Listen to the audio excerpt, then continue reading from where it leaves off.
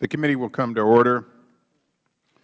The committee meets today to consider House Resolution 2061, the Digital Accountability and Transparency Act of 2013, short named the DATA Act. H.R. 268 to amend Title V United States Code to require that the Office of Personnel Management submit an annual report to Congress relating to the use of official time by Federal employees. H.R. 1380 to access to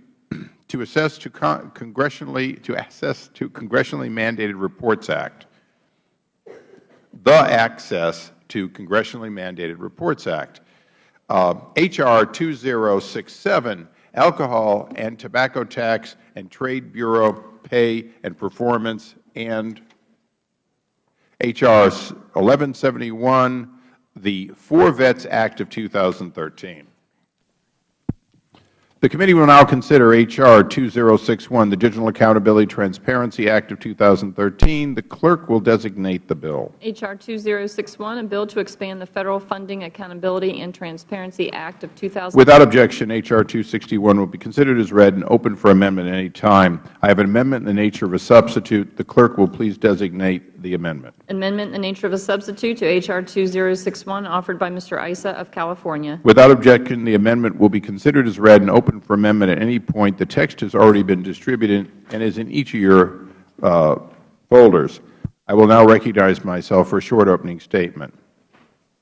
Now more than ever, the American people demand real accountability and to know how their tax dollars are spent and collected.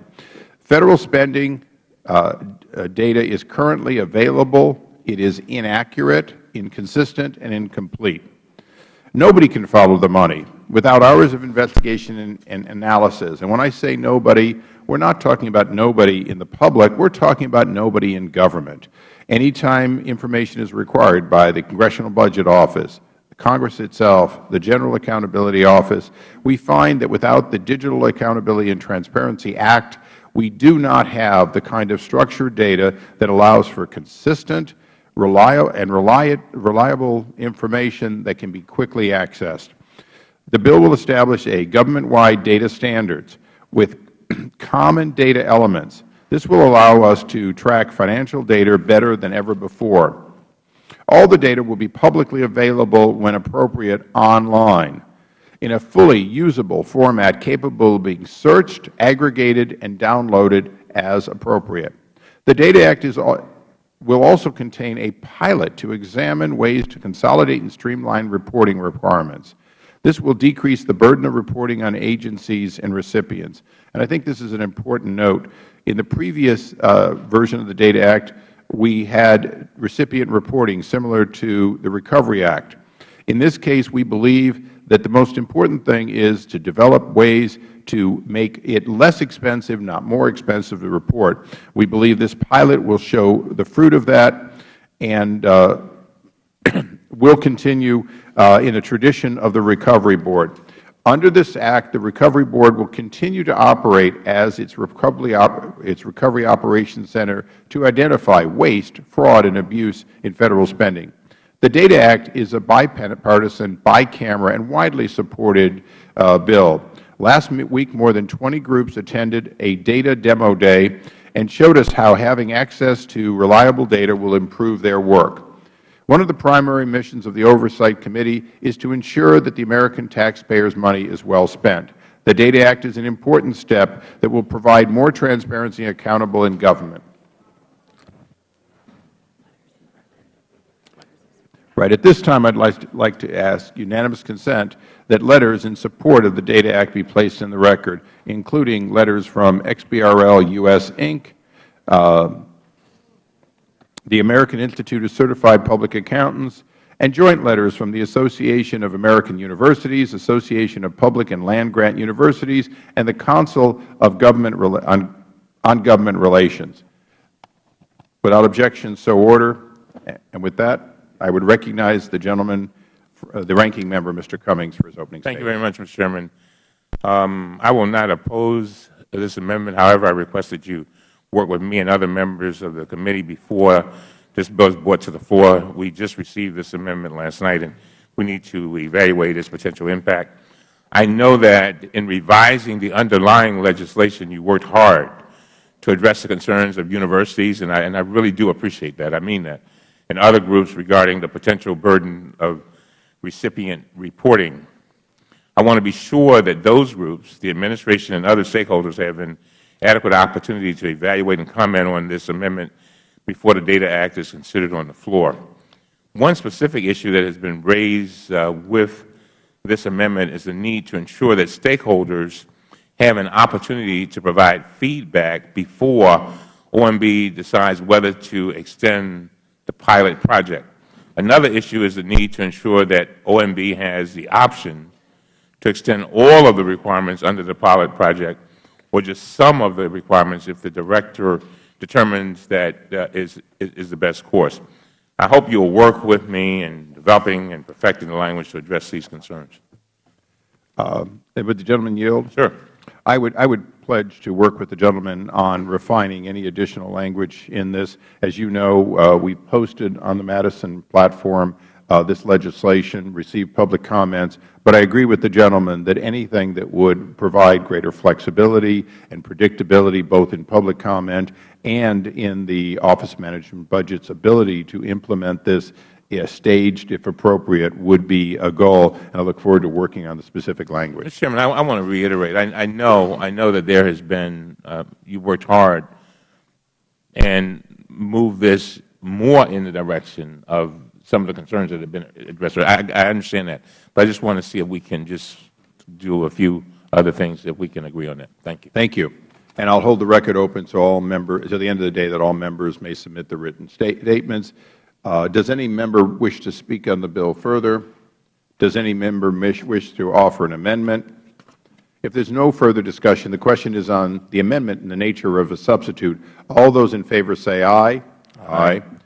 Those opposed, no. In the opinion of the Chair, the ayes have it. The ayes have it. The amendment is agreed to.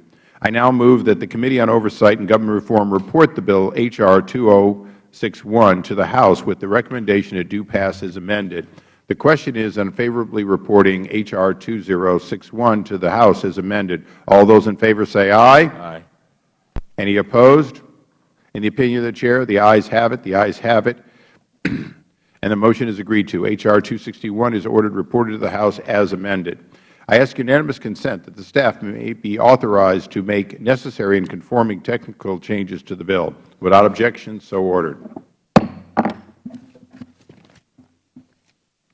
The committee will now consider H.R. 568 to amend Title V of the United States Code to require the Office of Personnel Management submit an annual report to Congress relating to the use of official time by Federal employees. The Clerk will designate the bill. H.R. 568, a bill to amend Title V United States Code to require that the Office of Personnel Management submit an annual report to Congress. Without objection, H.R. 568 will be considered as read and open to amendment at any point. I have an amendment in the nature of a substitute. The Clerk will designate the amendment. Amendment in the nature of a substitute to H.R. 568, offered by Mr. Issa of California. Without objection, the amendment will be considered as read and open for amendment at any point. The text is already distributed to each of your folders. I recognize myself for a short opening statement. Official time is when Federal employees stop doing their assigned duty work to instead perform tasks, in many cases, in their relationship with labor unions. There are no requirements for the Administration to report information on official time to the taxpayers. OPM currently processes the results in incomplete and untimely reports. It took over 17 months and pressure from committee before the Administration released an official time data report for 2011. February 2013 for 2012 data is not yet available. Perhaps one should question why it has taken this long to have a common-sense question answered. How long do people work on activities that are not directly related to their duties for which they are paid? This is not to imply that we are attempting to limit this use, but rather simply count it. Ultimately, the transparency of accounting would seem to be non-controversial. I certainly realize that in this day and age, this is data that can be collected, should be collected, and we believe once collected will simply become a regular part of reporting and control for whether this amount of official time is reasonable in light of the duties performed by these individuals. And with that, I recognize the ranking member. Thank you very much, Mr. Chairman. I appreciate the majority working with us to address some of our concerns about H.R.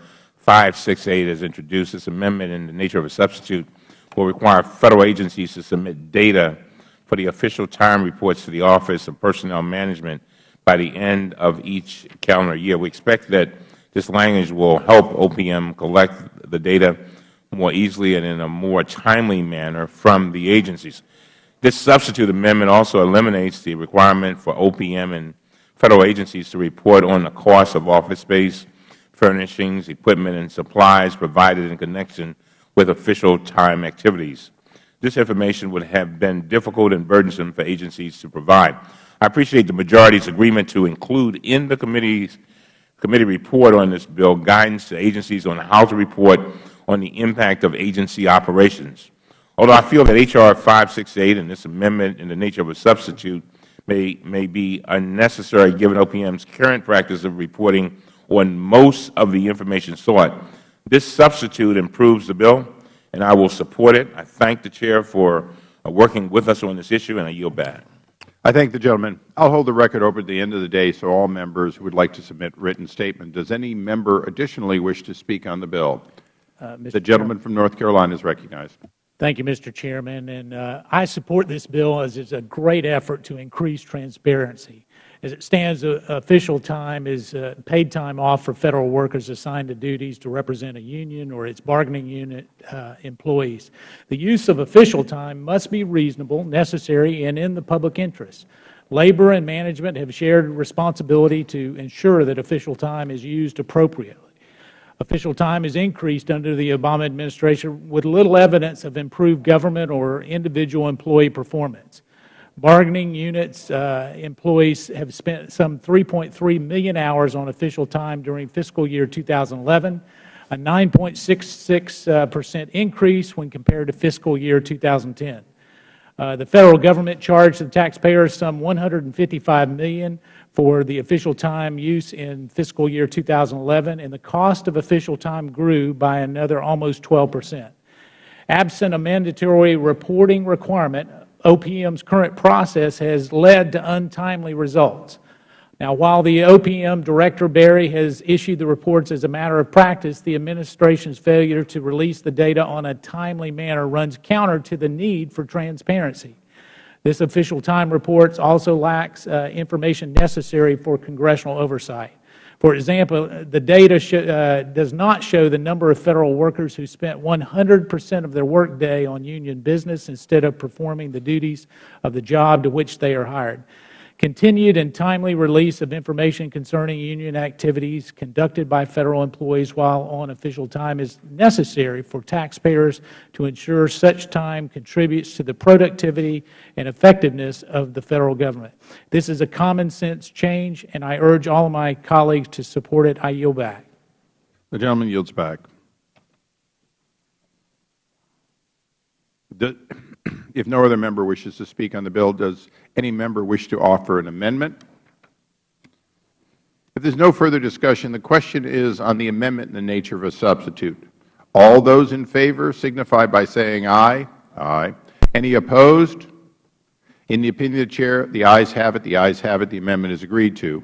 I now move that the Committee on Oversight and Government Reform report the bill H.R. 568 to the House with the recommendation it do pass as amended. All those the question is on reporting favorably H.R. 568 to the House as amended. All those in favor signify by saying aye. Aye. Those opposed, no. In the opinion of the Chair, the ayes have it. The ayes have it. The motion is agreed to. H.R. 568 is ordered reported to the House as amended.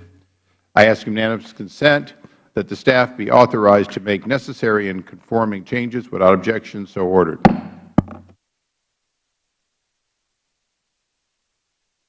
The committee will now consider H.R. 1380, the Access to Congressionally Mandated Reports Act.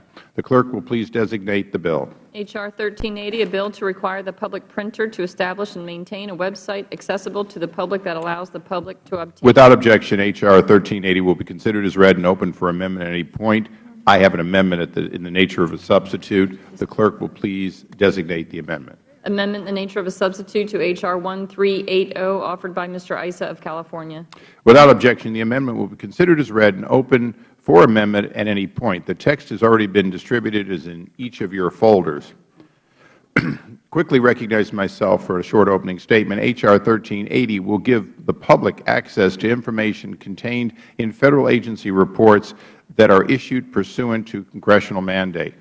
Under the bill, which is also reported out of the committee last Congress, the Government Printing Office will create a website to maintain every report in Federal agencies produce pursuant to congressional mandates. And I might note, the website is how we want to see these issued. We want to see electronic distribution and an end to paper printing, which has been costly to the taxpayers. Currently, this information is not always available and is not easy to find. 1380 will ensure that all of this information is posted in a single publicly accessible location. Agencies will post reports on the website within 30 days of sending them to Congress. The reports will be available to the public free of charge and in a fully usable format. This will allow the reports to be searched and shared and downloaded in bulk. Congressionally mandated reports should be publicly available in an easily accessible way. These reports contain valuable information about agency compliance with congressional mandates. By giving citizens access to these reports, they will be able to judge for themselves the quality of agencies' compliance. This will increase transparency and lead to better accountability and oversight of our government. And I might note, if I knew as a government agency it wasn't just being a dusty report on paper, but rather that any number of watchdog groups would read it and evaluate it and perhaps comment on it, I certainly believe it would be a more thorough and timely one, and that's the reason for the bill. I recognize Mr. Cummings for his opening statement. Thank you very much, Mr. Chairman. This legislation, which was introduced by Representative Mike Quigley, is non-controversial and was approved by the Committee on a Voice vote last Congress. This is a common-sense measure that would make government more transparent and accountable. The bill would create a one-stop shop where Congress and members of the public could access agency reports to Congress. Federal agencies submit thousands of reports to Congress each year. This bill will improve congressional oversight by making it easy to find and access those reports. This bill will also give the public access to agency reports. Currently, members of the public have to file a FOIA request to obtain some agency reports to Congress because many of these reports are not available online. The Access to Congressionally Mandated Reports Act has been endorsed by over 30 organizations. I support this bill. I urge all of my colleagues to vote for it. And with that, I yield back. I thank the gentleman. I will hold the record open to the end of the day. Members who may like to submit written statements. Does any member wish to speak on the bill? Does any member wish to offer an amendment? If there is no further discussion, the question is on the amendment in the nature of a substitute. All those in favor say aye. Aye. Any opposed? No. In the opinion of the Chair, the ayes have it. The ayes have it. The amendment is agreed to. I move that the Committee on Oversight and Government Reform report the bill H.R. 1380 to the House with the recommendation that the bill do pass as amended. The question is on favorably reporting H.R. 1380 to the House as amended. All those in favor signify by saying aye. Aye. Any opposed? No. In the opinion of the Chair, the ayes have it. The ayes have it. The motion is agreed to, and H.R. 1380 is ordered, reported to the House as amended. I now ask unanimous consent that the staff be authorized to make necessary and conforming technical changes to the bill. Without objection, so ordered. The committee will now consider H.R. 2067, the Alcohol and Tobacco Tax and Trade Bureau Personnel Flexibility Act. The clerk will designate the bill. H.R. 2067, a bill to amend Title V, United States Code to make permanent the authority of the Secretary of the Treasury to— Without objection, H.R. 2067 will be considered as read and open for amendment at any point. The text has already been distributed and is in each of your folders.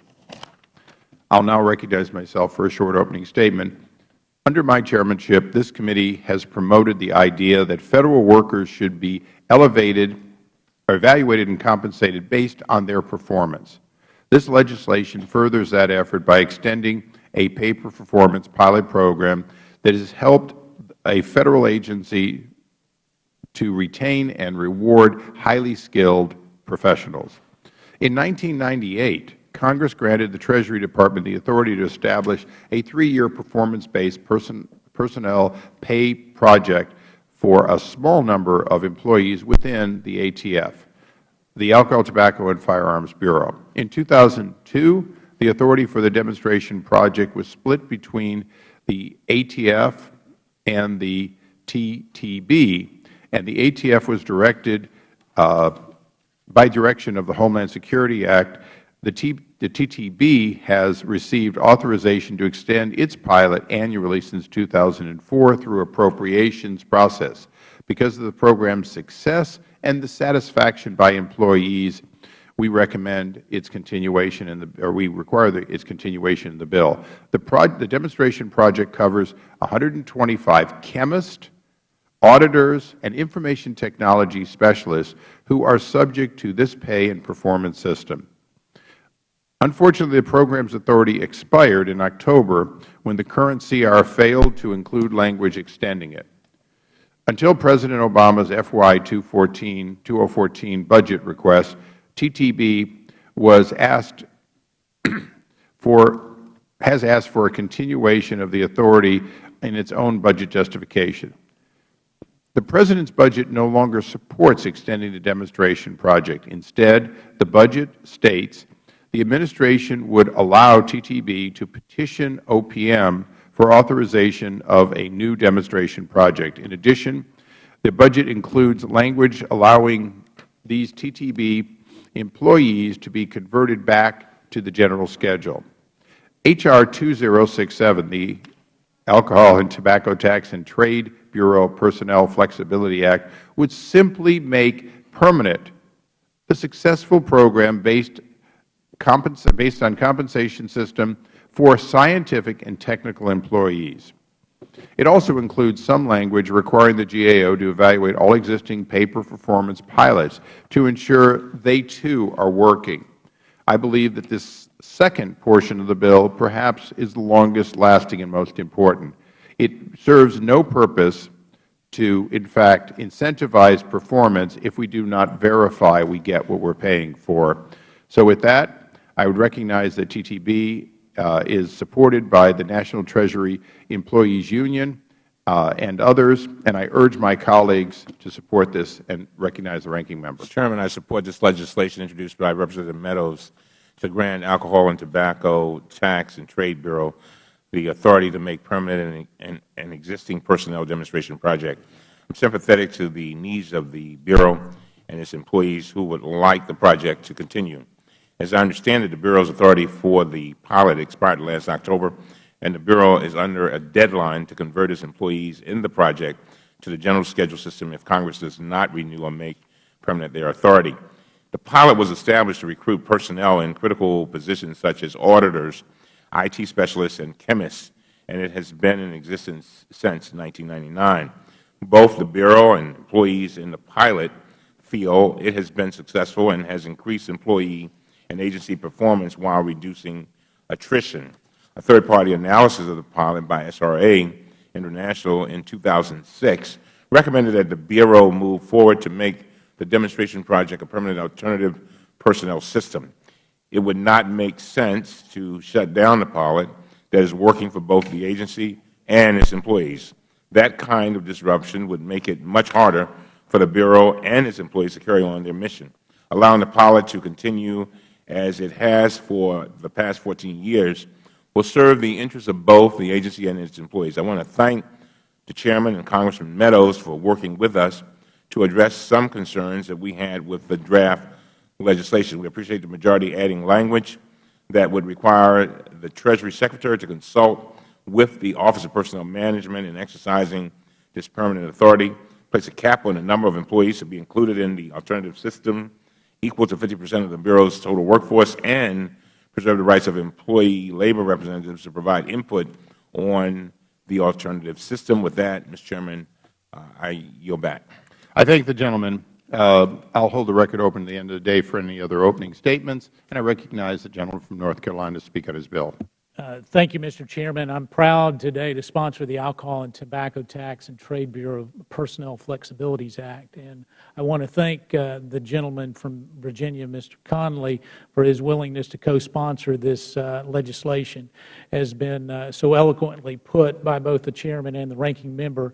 This takes a pilot program and actually makes it permanent. In 1998, Congress granted the Treasury Department the authority to establish a 3-year personnel management demonstration project as part of the fiscal year 1999 Omnibus Appropriations Act.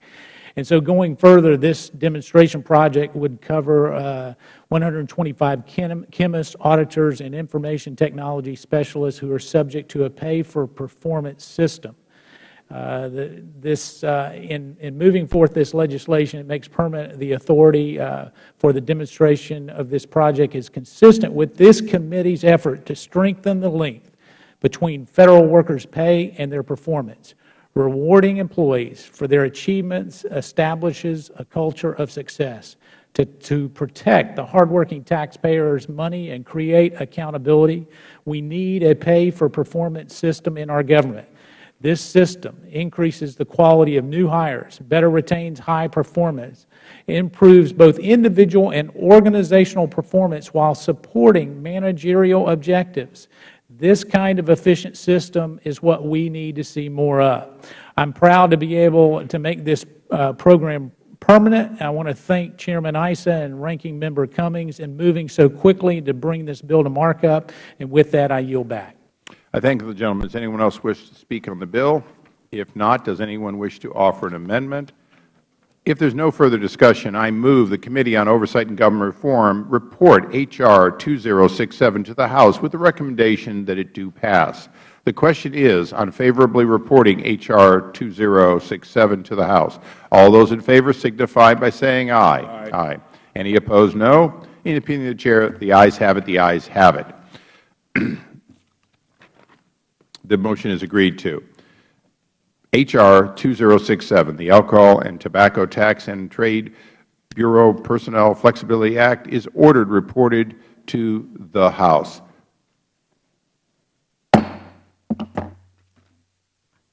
Our last bill today, the committee will now consider H.R. 1171, the For Vets Act of 2013. The clerk will designate the bill. H.R. 1171, a bill to amend Title 40 United States Code to improve veterans service. Without objection, H.R. 1171 will be considered as read and open to amendment at any point. The text has already been distributed and is in your folders.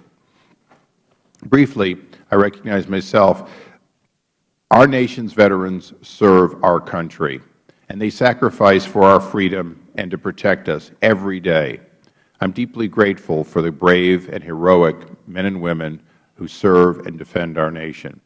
H.R. 1171 permits veteran service organizations to obtain surplus Federal personal property, such as electronic equipment and vehicles, to provide services to our nation's veterans. We can never truly repay our nation's veterans for the work they have done. But with this bill, we can make a small but necessary step toward the essential services for after their service is complete. I believe this is perhaps the finest bill we will pass today. I recognize the ranking member for his opening statement. Thank you very much, Mr. Chairman. I agree with you. I do believe that this is the finest bill we will pass today. I value and appreciate the sacrifices made by the men and women in our armed forces. For that reason, I strongly support this legislation that will amend current law to allow qualified veteran service organizations access to Federal surplus property. In December 2010, President Obama signed the original For Vets Act into law. That legislation established the eligibility of veteran service organizations to receive surplus property under the Federal Surplus Property Program. The wording of the statute suggests that those organizations must also demonstrate that they are acquiring the property for the purposes of education or public health. Since most VSOs are not set up to administer a health or educational program, they have been prevented from accessing Federal surplus as the law intends. This legislation would correct this error and allow veterans organizations access to Federal surplus property to benefit veterans. We need to do better for our veterans, and I think H.R. 1171 is a good step forward. I urge members to support this bill, and with that, Mr. Chairman, I yield back. I thank the gentleman. I will hold the record open to the end of the day for members who wish to submit their written statements, and I now go to one of our senior veterans on the committee, the gentleman from Michigan. Thank you, Chairman Issa and Ranking Member Cummings. I am a proud co-sponsor of H.R. 1171, the For Vets Act of 2013. As many of you are aware, I served in the Army in Vietnam and Iraq. After returning from both campaigns, particularly from Vietnam, I experienced firsthand how difficult it is for veterans to both transition from military to civilian life, as well as navigate the VA's inefficient bureaucracy to get access to benefits and disability payments for which they may be eligible. Today, qualified veterans organizations provide invaluable support to our servicemen and women by aiding veterans with disability claims, organizing events, representing the interests of veterans before us on Capitol Hill, and in a multitude of other ways. I believe that these organizations deserve our support and should be given access to resources made available by the Federal Government. H.R. 1171, the For Vets Act of 2013, gives veterans organizations access to the surplus personal property of the Federal Government. Other public service agencies already receive surplus items such as office supplies, furniture, and motor vehicles. However, current law, as passed in 2010, narrowly stipulates that veteran service organizations can only receive surplus personal property for services pertaining to health care and education. Veterans organizations provide many needed services to veterans that, while not necessarily classified under education or health care, are essential to supporting our veteran communities. Surplus properties such as cars for transporting veterans or maintenance equipment for the upkeep of a local organization's post could be of great benefit to these organizations during today's difficult economy. The For Vets Act ensures that veteran service organizations can receive surplus items for all of the services that they provide. We owe much of our freedom and prosperity today to the servicemen and women who have bravely defended this nation against all who would destroy us. It is convenient to simply declare, "I support our veterans." However, we must go beyond easy statements showing our support and take action by providing the highest levels of service and assistance to our veterans and ensuring the organizations that support them be provided with the best resources available. I believe that H.R. 1171, the For Vets Act of 2013, is an excellent opportunity to act on the commitment that we as a nation have made to those who defend our country.